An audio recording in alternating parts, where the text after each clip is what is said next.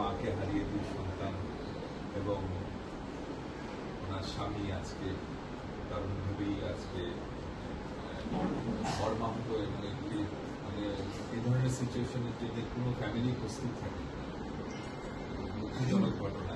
একটি ঘটনা খারাপ লাগে এই জায়গায় যে একটি ঘটনা ঘটার পর হয়তো আমরা অনেক কথাবার্তা সামনে নিয়ে আসি, যেমন কেন এরকম একটি বিমানকে প্রশিক্ষণে ব্যবহার করা হলো বা এত জনবহুল এলাকায় কেন ট্রেনিং দিতে হবে, এই প্রশ্নগুলো আসছে, এই বিষয়গুলো সামনে আসছে। দুঃখ লাগে এখানে যে এরপরেও কোনো ব্যবস্থা গ্রহণ করা হয় না। আজকে আমরা মাঝে মধ্যেই দেখি যে দেখবেন যে ঢাকা সহ সারা দেশেই দেখবেন আগুন লাগে। ঢাকায় তো অনেক উঁচু উঁচু ভবনে মাঝে মধ্যেই আগুন লাগে। আমরা দেখি যে আগুন লাগার পর কি অসহায় অবস্থা, মানুষ বাঁচার জন্য শিবপুর থেকে লাভ নেয়।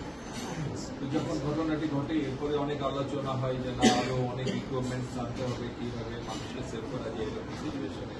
কিন্তু ঘটনা শেষ হয়ে যায়, এরপর সে আলাপই থাকে, কোনো ব্যবস্থা গ্রহণ করা হয় না।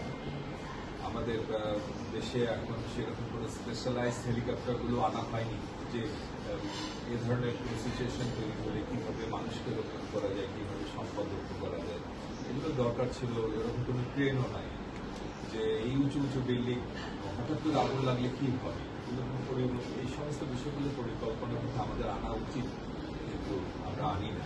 ঘটনা ঘটার পর আমরা হয়তো নানা রকম কথাবার্তা বলি, কিন্তু সেই পর্যন্ত আজকে আমরা কি চিন্তা করে দেখেছি যে ঢাকায় যদি একটু বড় ধরনের ভূমিকম্প হয় তাহলে কি অবস্থাটা হবে, সিচুয়েশনটা তৈরি হবে। কিন্তু এরকম ঘটনা ঘটার আগেই আমাদের এই ধরনের প্রস্তুতি থাকা দরকার, কিন্তু আমাদের সেই প্রস্তুতি আমরা নিয়েও না।